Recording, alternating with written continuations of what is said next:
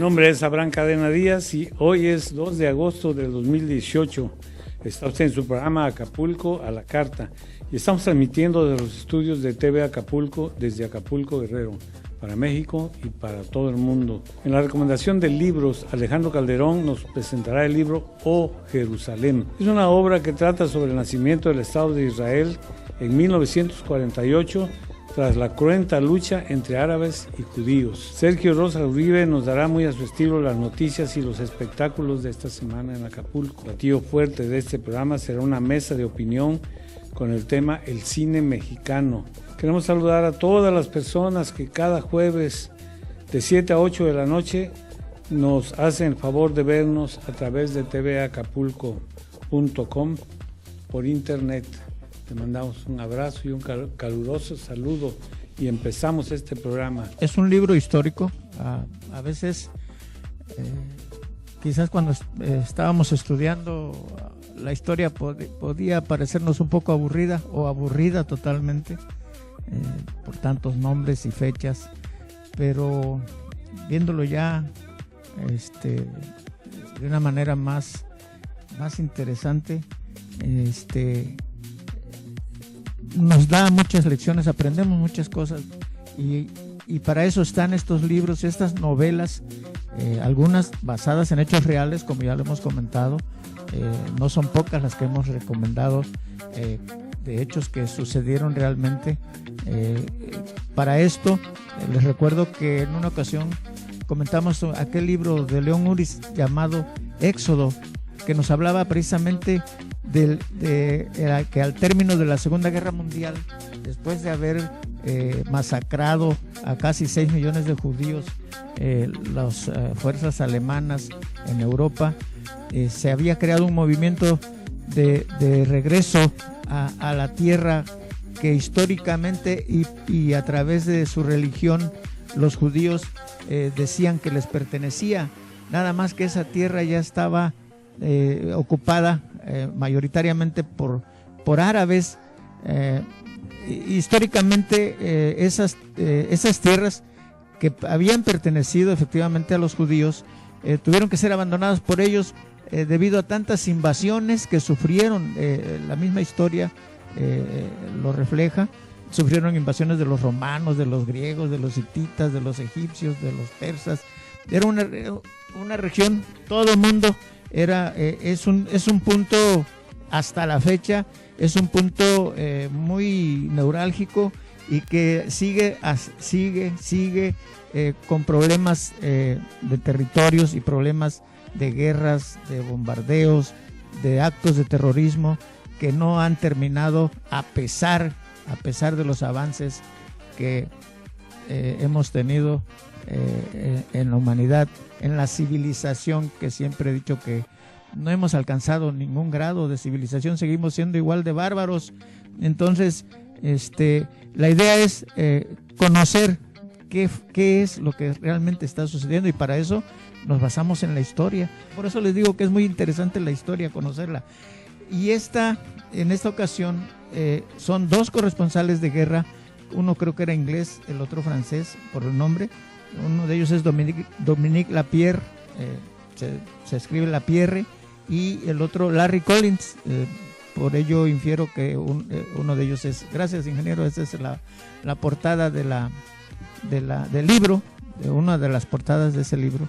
Entonces, ellos estuvieron presentes, ya estaban destacados en el Medio Oriente porque, como les decía, había sido una tierra muy conflictiva. Se decide, después de que termina la Segunda Guerra Mundial, el movimiento sionista, auspiciado por la judería, por los judíos, se oye feo que diga judería, por los judíos del mundo, algunos ya poderosos, van a ver, surge por ahí un nombre muy famoso que van a reconocer, que tenía mucha influencia económica, grandes empresarios en Inglaterra, en Francia, en Estados Unidos sobre todo, influyeron mucho para que se sometiera en las Naciones Unidas la votación para crear el Estado de Israel, y para esto también se auxiliaron de una carta que un ministro de Inglaterra, un primer ministro de Inglaterra de apellido Balfour, le había girado a un judío de los más ricos, donde dice que en 1917 le manda una carta. Les voy a leer parte de lo que decía la carta. Primer ministro inglés se la manda al Lord Walter Rothschild. Si no le suena, la familia Rothschild son de la familia judía más rica del mundo. Son dueños de bancos, empresas vitivinícolas, algo así. Tienen una empresa vitivinícola de mucho abolengo. Esa carta se la manda James Balfour a Walter Rothschild. Le dice: el gobierno de su majestad, decía, ve con buenos ojos el establecimiento en Palestina de un hogar nacional para el pueblo judío, quedando claramente entendido que no se hará nada que atente contra los derechos civiles y religiosos de las colectividades no judías que existen en Palestina. Esa carta fue fechada el 2 de noviembre de 1917 y le sirvió a los judíos del mundo promover con esa la creación del Estado de Israel. Obviamente, por los intereses también que tenían de inversiones en muchos países, fueron creando influencias para que cuando se llegara a la votación, cuando menos por mayoría, se decidiera la creación del Estado de Israel, cosa que lograron. Para esto ya había conflictos desde antes de que se formara el Estado. Ya había conflictos internos, los judíos contra los árabes que residían en ese territorio. Ya habían tomado medidas y se hostigaban, queriendo, los árabes siempre decían, arrojar a los judíos al mar.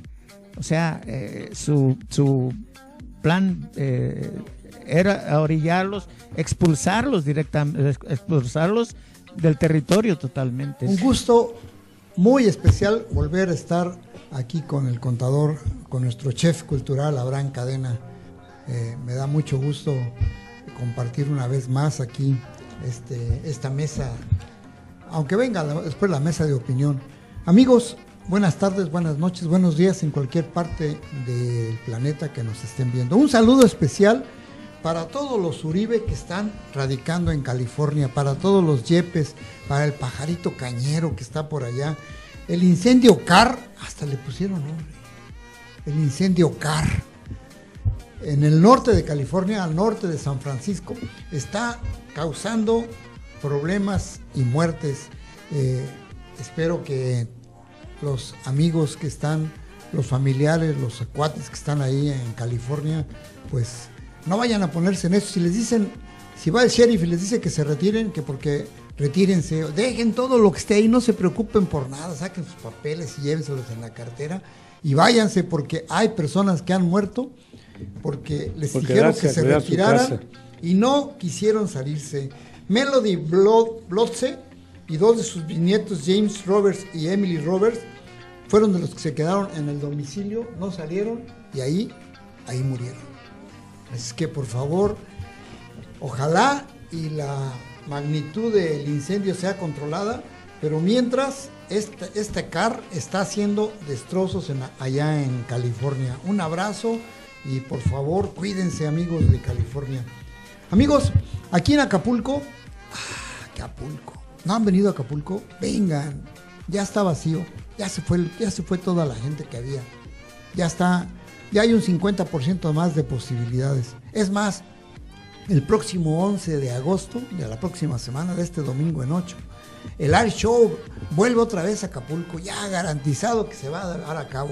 Ahora, si ver la bahía, los aviones, imagínense el teatro, la bahía, el escenario, la bahía, y luego todas las volteretas, las pericuetas, todo lo que hacen los aviones ahí.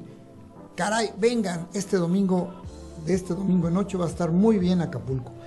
4 escuelas de iniciación artística se van a abrir aquí en la entidad. Ya hay una aquí en Acapulco, habrá otra allí en Renacimiento, una en Taxco, una en Chilpancingo, en el Palacio de la Cultura. En Taxco será en la Casa Borda, y pues aquí en Acapulco, en la Escuela de Música Renacimiento, ahí habrá la tercera escuela, y con la que hay, pues ya son 4 escuelas de iniciación artística en la entidad. Amigos, de veras, ¿en qué cabeza no les cabe que las armas y el ejército no es la solución a lo que estamos viviendo? Las políticas sociales de educación y de cultura son las que son la panacea, los que van a solucionar este problema. Mientras el ejército, lo que comentaba hace un instante nuestro cocinero de literatura, Alejandro, realmente es la gente que tiene el poder, quiere jugar a las guerritas. Dicen, ya hizo su fábrica de armas y hicieron la mamá de los cuernos de chivo, la UCI. Exactamente. Aquí en México nada más quieren jugar a las guerritas los fascinerosos, los mañosos y el ejército. Ya hasta los niños le están pidiendo en el Zócalo que cambien sus pequeños rifles, sus pistolas de agua, sus pistolas de plástico por juguetes no bélicos. Nada más quieren jugar a la guerra ellos. Es absurdo, ¿no? Como decía Alejandro Calderón, realmente tanta civilización como que vale nada, ¿no? Entonces, qué bueno que hay estas políticas sociales, estas políticas de educación, esta política de cultura, de abrir más escuelas de iniciación artística en Guerrero. Ojalá y esto se hiciera a nivel nacional, ojalá y se hiciera a nivel estatal. 18ª Feria del Libro Infantil y Juvenil de Hidalgo concluyó este domingo pasado y fue más de 400 actividades, muy interesantes todas ellas. Felicidades para Hidalgo, caray, fue bueno esto.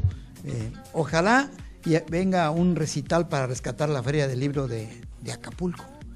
Hacen falta libros aquí, señores. Ustedes en la editorial del Estado producen y guardan los libros, véndanlos o regálenlos si no los quieren vender.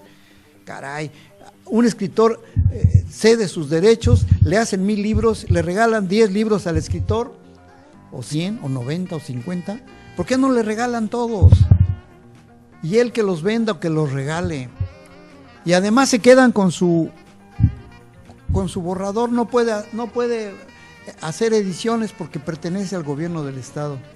El Bar del Puerto, vayan al Bar del Puerto, ahí en el Zócalo a una cuadra, va a presentar el próximo 10 y 11 de agosto una obra teatral sobre la democracia. Fíjense, acaba de pasar este evento y ya van a hacer una obra de teatro de la democracia. La mayoría silenciosa, o sea, van a hacer algo representativo de los que perdieron. Es una edición libre del texto original, Sigo siendo el rey, del grupo teatral chileno Alep, en la que los personajes juegan a ser súbdito y rey, pero uno de ellos hace uso de su astucia para no dejar el poder. El cine llegó a México casi un año después de su aparición en París. La noche del 6 de agosto de 1896, el presidente Porfirio Díaz, su familia y miembros de su gabinete presenciaban asombrados las imágenes en movimiento que 2 enviados de los hermanos Lumière, que eran franceses, proyectaban con el cinematógrafo en uno de los salones del castillo de Chapultepec. El éxito del nuevo medio de entretenimiento fue inmediato. Porfirio Díaz había aceptado recibir en audiencia a Claude Ferdinand von Bernard y a Gabriel Beide, los proyeccionistas enviados por Luis y Auguste Lumière a México, debido a su enorme interés por los desarrollos científicos de la época. Además, el hecho de que el nuevo invento proviniera de Francia aseguraba su aceptación oficial en un México con un presidente que no ocultaba su gusto, por decir algo, afrancesado. Después de su afortunado debut en privado, el cinematógrafo se presentó al público el 14 de agosto de ese mismo año, en el sótano de la droguería Plateros, en la calle del mismo nombre, que hoy en la actualidad sería la calle de Madero, en la Ciudad de México. El público abarrotó el sótano del pequeño local y aplaudió fuertemente las películas mostradas por Bernard y Beide.